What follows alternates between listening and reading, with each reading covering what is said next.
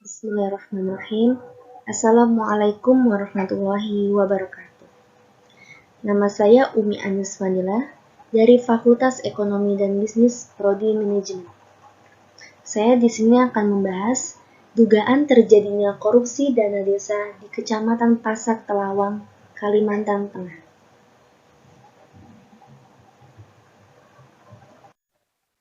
Yang pertama ada abstrak.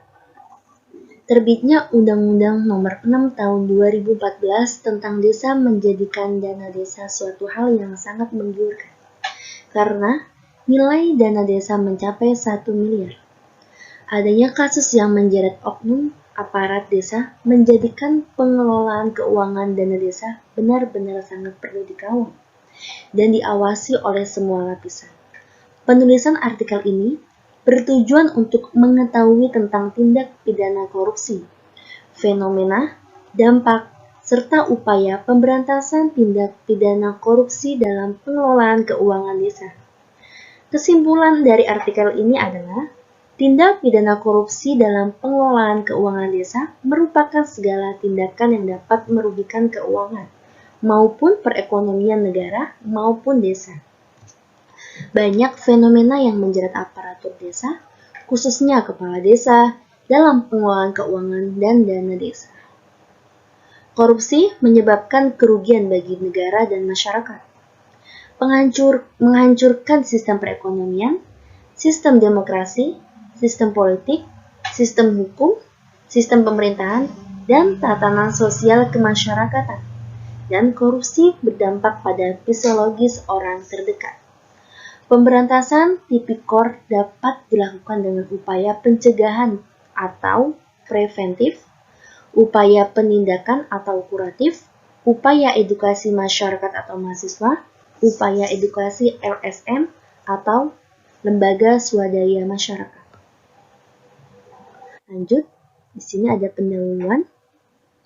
Korupsi menjadi berita paling hits di negara Indonesia ini.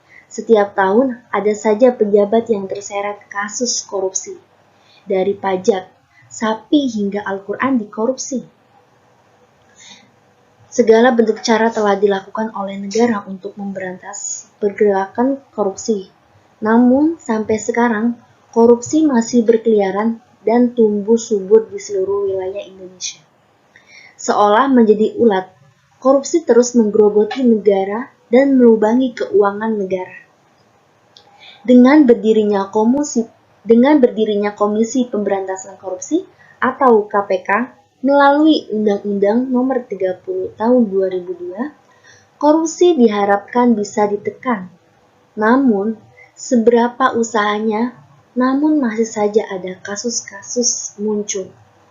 Dengan ruang lingkup yang besar pada tatanan dan pengelolaan keuangan negara, sedangkan anggota KPK yang sangat minim menyebabkan KPK kewalahan dalam mengungkapkan kasus yang ada.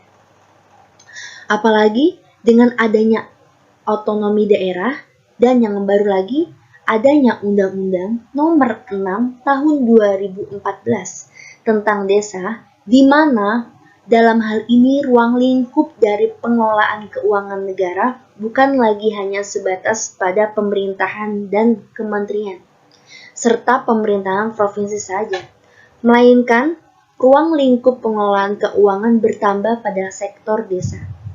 Dengan adanya ruang pengelolaan keuangan dana desa menjadi pusat perhatian saat ini, karena hal ini akan menjadi tantangan baru bagi pemerintah dan khususnya KPK dalam memberantas tindakan korupsi. Apalagi ranahnya yang ada daerah kecil dan pelosok menjadikan dana desa harus diawasi dalam pengelolaannya. Lanjut, di sini ada pembahasan. Yang pertama, pengertian tindak pidana korupsi. Tindak pidana korupsi merupakan segala tindakan yang dapat merugikan keuangan maupun perekonomian negara. Menurut perspektif hukum, Definisi korupsi dijelaskan dalam 13 buah pasal dalam Undang-Undang Nomor 31 Tahun 1999. Undang-Undang Nomor 20 Tahun 2001 tentang pemberantasan tindak pidana korupsi. Pengertian sudah mencakup pada setiap pasal dari pasal 1 sampai pasal 13.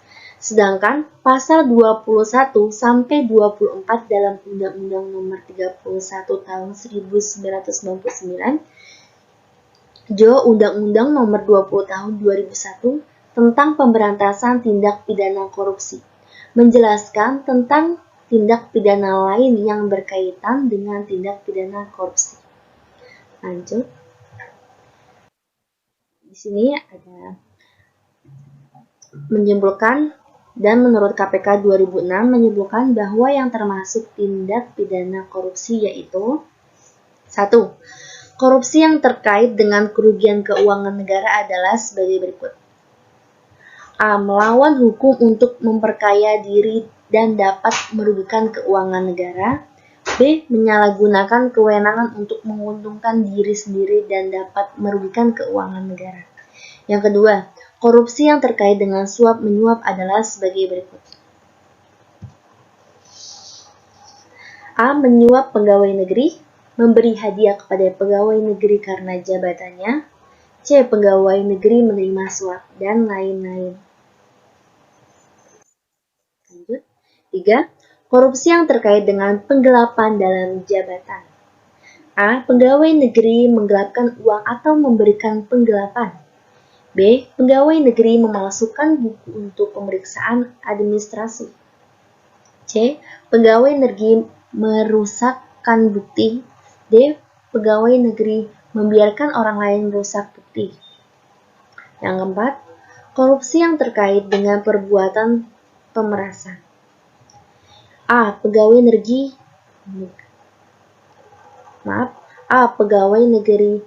memeras. B. Pegawai negeri memeras pegawai negeri lain. 5. Korupsi yang terkait dengan pembuatan curang. A. Pemborong berbuat curang.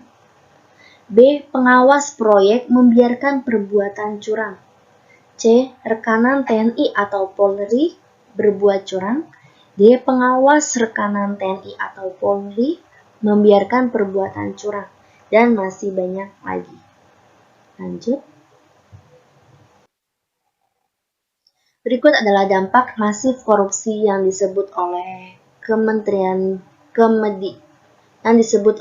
Kemendikbud dan Dirjen Dikti dalam buku Pendidikan Anti Korupsi untuk Perguruan Tinggi tahun 2011. Dampak ekonomi. Di sini ada dampak ekonomi, yaitu lesunya pertumbuhan ekonomi dan investasi. Terus menurunnya produktivitas, lalu rendahnya kualitas barang dan jasa bagi publik, lalu menurunnya pendapatan negara dari sektor pajak, meningkatnya hutang negara. Lalu, dampak sosial dan kemiskinan masyarakat. Di sini ada mahalnya harga jasa dan pelayanan publik. Pengentesan kemiskinan berjalan lambat. Terbatasnya akses bagi masyarakat miskin. Meningkatnya angka kriminalitas, lalu solidaritas sosial semakin langka dan demoralisasi. Lalu ada dampak terhadap, masih seperti tadi, kita lanjutkan yang tadi. Di sini ada dampak terhadap politik dan demokrasi. Munculnya kepemimpinan korupsi, hilangnya kepercayaan publik kepada demokrasi, menguatnya plutokrasi, hancurnya kedaulatan rakyat. Lalu ada dampak pertahanan dan keamanan. Di sini ada kerawanan Hamkamnas karena lemahnya alutsista dan SDM, lemahnya garis batas negara, menguatnya sisi kekerasan dalam masyarakat. Lalu ada dampak kerusakan lingkungan. Di sini ada menurunnya kualitas lingkungan, menurunnya kualitas hidup. Lalu, yang terakhir ada dampak terhadap penegakan hukum. Fungsi pemerintahan mandul, hilangnya kepercayaan rakyat terhadap lembaga negara. Lalu kita masuk ke intinya pembahasan kita. Di sini ada dugaan terjadinya korupsi dana desa di Kecamatan Pasak, Talawang, Kalimantan Tengah. Polres Kapuas menggelar press release mengungkapkan beberapa kasus bertempat di Aula Tingkang Menteng Panujang Tarung Polres Kapuas pada Rabu 21 September 2022. Salah satunya adalah kasus dugaan tindak pidana korupsi pada pengelolaan dana desa di Desa Kaburan, Kecamatan Pasak Talawang, Kabupaten Kapuas tahun anggaran 2017 sampai dengan tahun 2019. Langsung masuk tersangka. Dalam perkara ini, mantan kepala desa atau Kades Kaburan berinisial AT telah ditetapkan sebagai tersangka dugaan korupsi dana desa tersebut. Hal itu disampaikan Kapolres Kapuas AKBP Kori Wijaksono didampingi Kasat Reskrim IPTU Riyudi Hartanto, Kapolsek Selat Kompol Permadi, dan Kapolsek Kapuas Timur IPTU Eko Sutrisno. Tersangka pada saat menjabat kepala desa tahun 2015 sampai 2021 diduga telah melakukan penyimpangan terhadap pengelolaan dana desa di Desa Kaburan tahun anggaran 2017 sampai 2019 yang dialokasikan untuk pembangunan desa, kata AKBP Kori Wijaksono. Bukti di sini langsung masuk bukti terjadinya korupsi. Kapolres melanjutkan kronologis kejadian itu bermula pada tahun 2017 sampai dengan 2019. Desa Kaburan mendapatkan anggaran dana desa sebesar 2.258.701 rinciannya. Tahun 2017 mendapatkan sebesar 755 juta, tahun 2018 sebesar 709 juta, dan tahun 2019 sebesar 793.885 juta. Berdasarkan rencana penggunaan dana atau RPD, dana desa tersebut dipergunakan untuk kegiatan fisik dan non-fisik. Namun dalam pelaksanaan pengelolaan dana desa dikelola sendiri oleh tersangka tanpa melibatkan tim pelaksanaan kegiatan atau TPK dana desa. Bebernya. Kemudian, kas desa dikuasai sepenuhnya oleh tersangka tanpa melibatkan bendahara desa. Selain itu, tersangka juga diduga melakukan rekayasa dokumen pengajuan usulan pencairan tahapan dana desa dan adanya pengeluaran yang fiktif, sehingga realisasi penggunaan dana tidak didukung dengan bukti yang lengkap dan benar, ucapnya.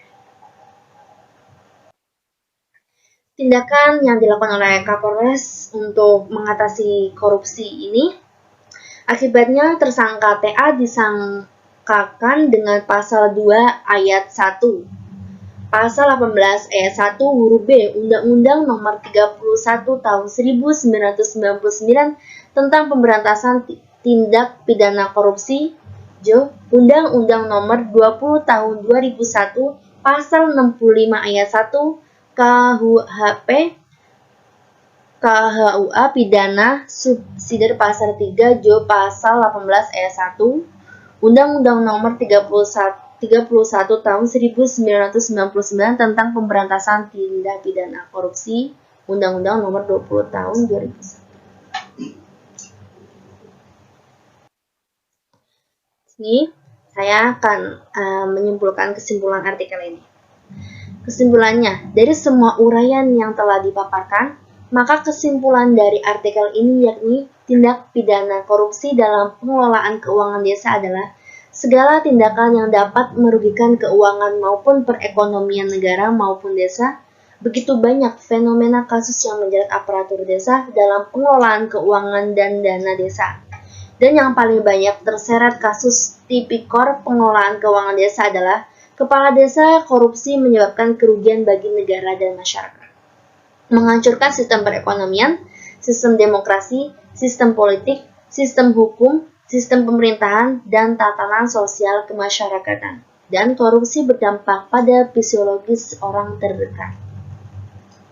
Pemberantasan tipikor dapat dilakukan dengan upaya pencegahan atau preventif, upaya penindakan atau kuratif, upaya edukasi masyarakat atau mahasiswa, upaya edukasi LSM atau lembaga swadaya masyarakat. Lanjut ke saran. Saran saya, menanggapi kesimpulan terkait tindak pidana korupsi yang banyak menjerat kepala desa, maka peningkatan dan kualitas SDM sangat diperlukan dengan pelatihan dan pemahaman mendalam terkait regulasi dan teknis pelaksanaan pengelolaan keuangan yang diperuntukkan untuk semua pihak yang terlibat dalam pengelolaan keuangan desa, khususnya kepala desa. Baik, di sini ada daftar pustaka. Cukup sekian pembahasan yang saya bawa. Selebihnya, mohon maaf jika ada kata-kata yang salah. Terima kasih. Wassalamualaikum warahmatullahi wabarakatuh.